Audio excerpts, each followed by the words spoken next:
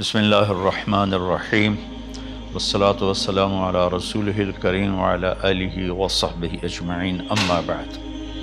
میرے محترم بھائیوں، بہنوں، بچوں، بچیوں، عزیزوں، جاننے والے، نہ جاننے والے، السلام علیکم ورحمۃ اللہ وبرکاتہ۔ کچھ دنوں سے میں قرآن سے اللہ کی پسندیدہ ہستیاں کون ہیں، کہ اللہ کس کو پسند کرتا ہے، ولی دوست کو کہتے ہیں۔ تو اللہ کا دوست کون ہے؟ وہ یہ کوئی وراثتی چیز نہیں ہے کہ ایک بڑے اولیاء اللہ تھے تو اب ان کا بیٹا بھی انہی جیسا ہوگا۔ ہمارے یہاں وراثت چلتی ہے کہ بڑے بزرگ کا بیٹا بھی بزرگ بن جاتا ہے، چاہے وہ کلین شیو ہو، وہ لوگ اس کے پاؤں چوم رہے ہوتے ہیں، جہالت ہے۔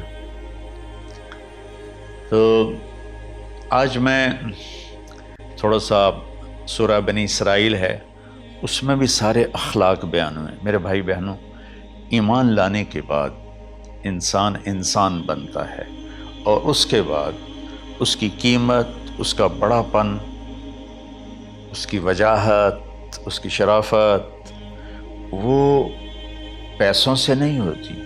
پیسوں سے انسان مالدار تو ہو جاتا ہے، بڑا نہیں بنتا، بڑا نہیں بنتا۔ ہمارا علم غلط ہو گیا۔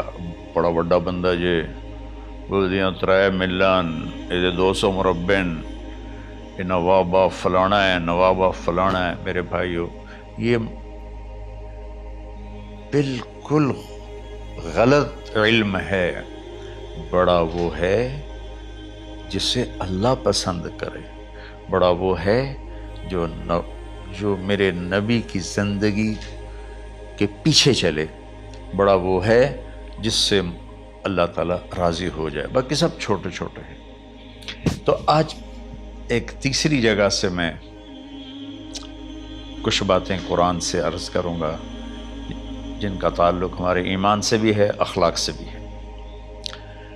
وہ ہے بسم اللہ الرحمن الرحیم، وَقَضَىٰ رَبُّكَ أَلَّا تَعْبُدُوا إِلَّا إِيَّاهُ بِالْوَالِدَيْنِ إِحْسَانًا إِمَّا يَبْلُغَنَّ عِندَكَ الْكِبَرَ أَحَدُهُمَا أَوْ كِلَاهُمَا فَلَا تَقُل لَّهُمَا أُفٍّ وَلَا تَنْهَرْهُمَا وَقُل لَّهُمَا قَوْلًا كَرِيمًا وَاخْفِضْ لَهُمَا جَنَاحَ الذُّلِّ مِنَ الرَّحْمَةِ وَقُل رَّبِّ ارْحَمْهُمَا كَمَا رَبَّيَانِي صَغِيرًا۔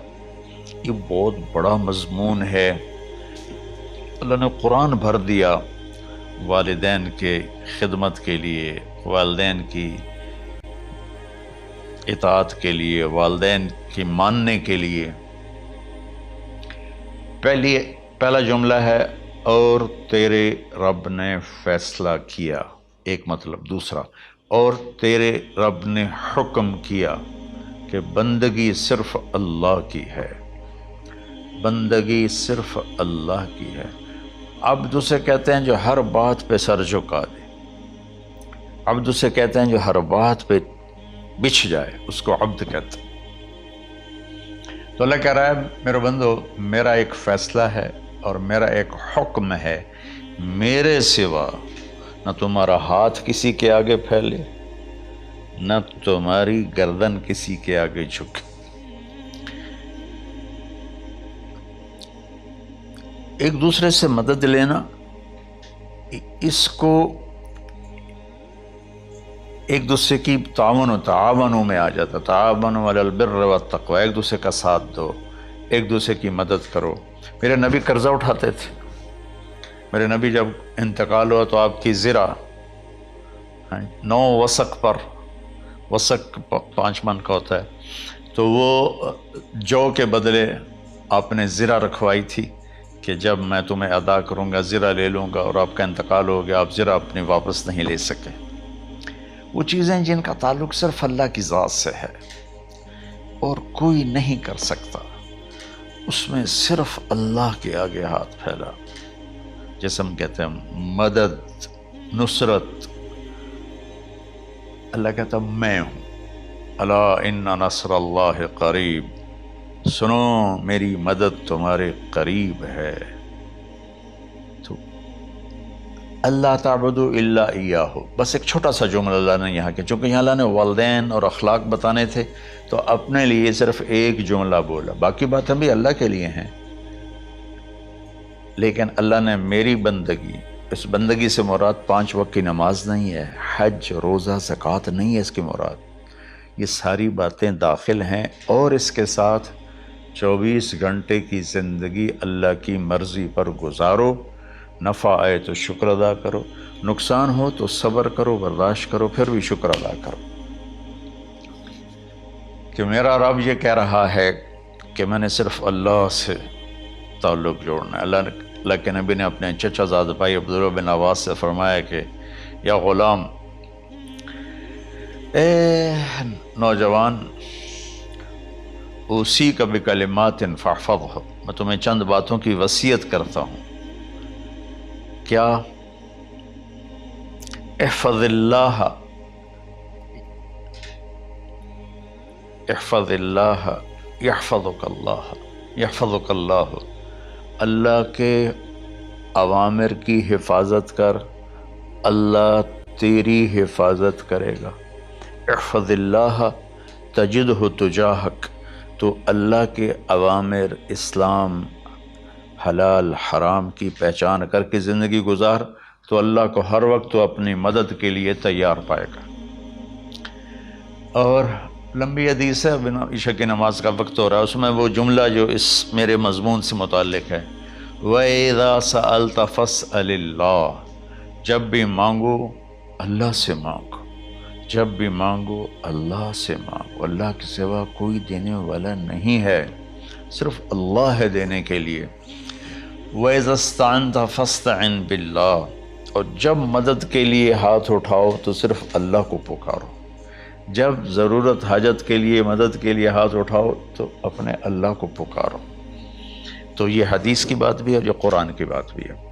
اس کے بعد آگے اللہ کہتا ہے وَبِالْوَالِدَيْنِ إِحْسَانًا، اور اپنے والدین کے ساتھ احسان کرو۔ احسان کا کیا مطلب ہے؟ اللہ آگے اسی کی تشریح کر رہا ہے۔ ویسے احسان کا مطلب عربی میں ہوتا ہے، یہ جو ہمارا اردو کا احسان ہے، میں تیرے تو احسان کیتا تو ہوں میں نالے کی کر رہے ہیں، یہ بھی مطلب ہے، لیکن احسان کا اصل مطلب ہوتا ہے، احسان حسن سے ہے، حسن، حسن سے الف، 2 الف ملے اور احسان بن گیا۔ احسان کا مطلب ہوتا ہے کسی بھی کام کو جو دنیا کا ہے، دین کا ہے، اسے انتہائی خوبصورت طریقے سے کرنا۔ جیسے کسی دلہن کا میک اپ ہوتا ہے نا، تو 5-6 گھنٹے 4 گھنٹے کے بعد وہ کہتی ہے، جو ہوتی ہے اس کا میک اپ کرنے والی، کہ جی بس یہ مکمل ہو گیا ہے اور اب اس سے آگے نہیں ہے۔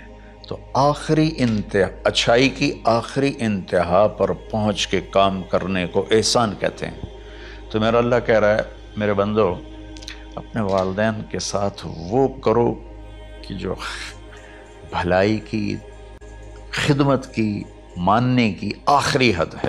سبحان اللہ۔ وبالوالدین احسان، بالوالدین پہلے ہے، احسان بعد میں ہے۔ اللہ تعالیٰ نے باقی سب کو پیچھے کر کے فرمایا کہ دیکھو خاص طور پہ ماں باپ کے ساتھ وہ رویہ کرو کہ ان کے دل سے دعائیں نکلیں۔ چند دن پہلے ایک والد یوں ہاتھ اٹھا کے کہہ رہا تھا اپنے بیٹے، اکلوتا بیٹا، میں منگنا اللہ کو لو، اللہ تینوں چاہ لوے۔ باپ بیٹے کے لیے یہ دعا مانگ رہا تھا اور بیٹا اکیلا ہے، یہ بد دعا باپ کر رہا تھا۔ تو بھائیو، ایسی اولاد نہ بنو جس ماں نے پیٹ میں 9 مہینے اٹھایا، پھر جننے کی تکلیف برداشت کی۔ ایک شخص آیا حضرت عبید بن عمیر کے پاس کہ حضرت میں نے ماں کو اپنے کندھے پہ بٹھا کے پیدل حج کرایا ہے، مینا لے گیا، عرفات لے گیا، مزدلفہ، پھر مینا، پھر مکہ، تو کیا میں نے ماں کا حق ادا کر دیا؟ میں نے فرمایا ولا تلقۃ واحدہ، بیٹا ابھی ایک تلقہ کا حق بھی ادا نہیں ہو۔ تلقہ کسے کہتے ہیں؟ جب بچہ پیدا ہونے کا وقت آتا ہے تو ماں کو دردوں کی لہریں اٹھتی ہیں، وہ اتنی خوفناک ہوتی ہیں کہ ماں چیخ چیخ کے رہ جاتی ہے، اور بعض اوقات ڈیلیوری لیٹ ہو جاتی ہے تو وہ تڑپتی ہے، روتی ہے۔ وہ جو لہریں ہیں نا، پیٹ میں آتی ہیں جاتی ہیں، آتی ہیں جاتی ہیں، ایک لہر جو درد کی اٹھتی ہے اس کو کہتے ہیں طلقہ۔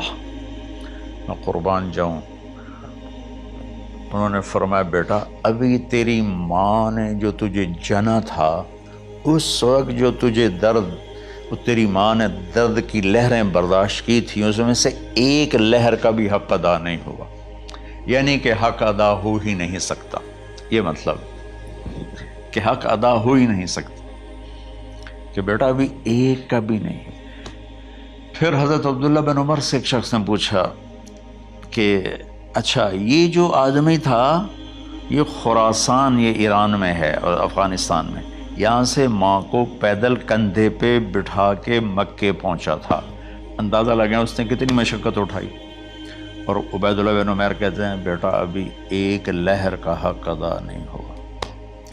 یہی سوال حضرت عبداللہ بن عمر سے کیا ایک شخص نے کہ حضرت میں نے اپنی ماں کو حج کرایا ہے، سارا میں نے پیدل کرایا ہے اور کندھے پہ اٹھا کے کرایا ہے، تو کیا میں نے ماں کا حق ادا کر دیا؟ وَلَا زَفْرَةً وَاحِدًا وَلَا زَفْرَةً وَاحِدًا۔ کہ بیٹا تیری ماں نے تجھے پالتے ہوئے جو تھک تھک کے لمبے لمبے سانس لیے، ہوکے بھرے، ابھی ایک ہوکے کا حق بھی ادا نہیں ہوا، یعنی حق ادا ہو ہی نہیں سکتا۔ تو احسان کے آگے تشریح آ رہی ہے۔ تو آج میں صرف اتنی بات کروں گا کہ میرے بھائیوں، میری بہنوں، میرے بچوں، میری بچیوں، اللہ کے واسطے ماں باپ کو دکھ نہ دینا، ورنہ اللہ بھی ناراض ہو جائے گا۔ چند دن پہلے ایک بچہ بچی میرے پاس آئے، دونوں میڈیکل اسٹوڈنٹ تھے، کہنے کہ ہم شادی کرنا چاہتے ہیں۔ تو بچی نے کہا جی میرے والدین ناراض ہیں، وہ نہیں، اس رشتے پر راضی نہیں ہیں۔ تو میرے باپ کہتے ہیں اگر تو نہیں یہاں رشتہ کیا تو تیری میری ایک درمیان ایک خط آئے، کھچ جائے گا خلیج، ہم اس پار نہیں آئیں گے تو اس پار نہیں آئے گی۔ میں نے کہا بیٹی جس ماں نے تجھے 9 مہینے پیٹ میں پالا، 2 سال تجھے دودھ پلایا، تیری پوٹیاں پیشاب صاف کیا، تجھے پیمپر باندھے، تجھے اٹھ اٹھ کے راتوں کو اپنی چھاتی سے دودھ پلایا، کیا اب اس کا اتنا بھی حق نہیں کہ تم اس کی رائے کا احترام کرو؟ اتنا بھی حق نہیں ہے؟ تو میں نے کہا بیٹا میری کوئی رائے نہیں ہے، تو اگر تیرے ماں باپ راضی ہیں تو بسم اللہ ضرور کر، اگر راضی نہیں ہیں تو دیکھو موت تک تجھے ماں باپ کی دعا نہیں ملے گی، اور ماں باپ کی دعا نہ ملی تو کچھ بھی نہیں ملے گا۔ تو بھائیو دوستو، خاص طور پر آج کے کالج کے نوجوان بچے بچیاں یہ ماں باپ کے ساتھ بہت بدتمیزی کرتے ہیں، چونکہ اس میں والدین کا پہلا قصور ہے کہ انہوں نے ان کو دین نہیں سکھایا۔ بچپن میں انگلش میڈیم سکول، پھر او لیول، پھر اے لیول، تو انہیں کیا پتہ ماں کون ہے باپ کون ہے۔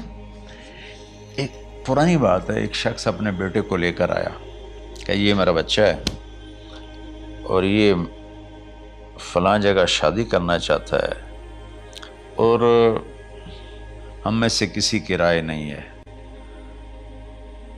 اور یہ مانتا نہیں ہے، اور اس کے ساتھ اس نے نا دھاڑے مار کے رونا شروع کیا۔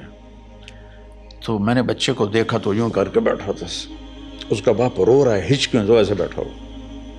تو مجھے اچانک خیال آیا، میں نے کہا شیخ صاحب اس کو کہاں پڑھایا تھا؟ کہا جی امریکن سکول۔ اس کے بعد آسٹریلیا بھیجا تھا مزید تعلیم کے لیے۔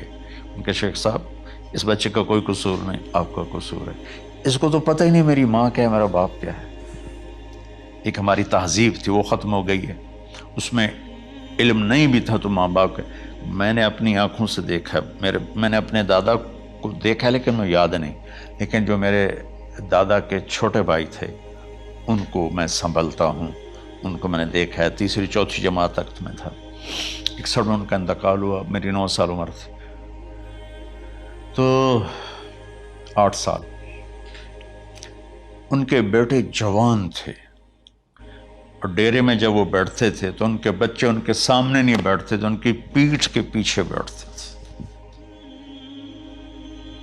اتنا ادب، حالانکہ چاروں کے چاروں دین نہیں جانتے تھے، تہذیب تھی، ثقافت تھی، جو آج کی تہذیب نے ہم سے سب کچھ چھین لیا۔ اب بھی آپ جاؤ بیٹا تھر پارکر میں گیا ہوں 2-3 دفعہ، اور وہاں مسلمان نہیں، ہندو عورتیں جب گاڑی گزرتی ہے تو گھونگھٹ کو نیچے کر لیتی ہیں، اپنا چہرے کو فوراً چھپا لیتی ہیں۔ تو خیر بہرحال میں نے کہا شیخ صاحب اس بچے کا قصور نہیں، آپ کا قصور ہے۔ تو میرے بچوں، اپنے ماں باپ کو خوش کرو، راضی کرو۔ ان کا راضی ہونا اللہ کی رضا ہے۔ میں اس کی تفصیل انشاءاللہ آگے بتاؤں گا، آج میں صرف اتنا ہی میں نے تمہید باندھی ہے کہ ماں باپ کا کیا مقام ہے، ان کی کیا عزت ہے۔ ایک شخص آیا، یا رسول اللہ میرا باپ میرے پوچھے بغیر میرا مال خرچ کر لیتا ہے۔ آپ نے کہا بلاؤ، چونکہ بچے کا ذاتی مال اگر ہو تو شرع کے لحاظ سے باپ پوچھ کے استعمال کرے، بغیر پوچھے استعمال نہ کرے۔ جب اسے پتہ چلا کہ میرے بیٹے نے شکایت کی ہے، تو عرب کی شاعری تو مشہور تھی، انہیں دل میں کچھ اشعار پڑھے۔ جو آیا تو جبریل پہلے آ گئے، یا رسول اللہ، اللہ تعالیٰ کہہ رہے ہیں آپ اس سے پوچھیں وہ شعر بتاؤ جو تیرے کانوں نے تو نہیں سنے، تیرے دل میں آئے تھے اور اللہ نے سن لیے۔ تو اللہ کے نبی نے فرمایا بھائی تیرا انشاءاللہ کیس سنتے ہیں، لیکن پہلے وہ شعر سناؤ جو تم نے تو نہیں کہے زبان سے پر اللہ نے سن لیے۔ تو پھر اس نے وہ اشعار پڑھے، اور اس کے آگے کیا ہوا یہ میں انشاءاللہ اگلے کلپ میں بتاؤں گا کہ باپ کا کیا مقام ہے، ماں کا کیا مقام ہے۔ السلام علیکم ورحمۃ اللہ۔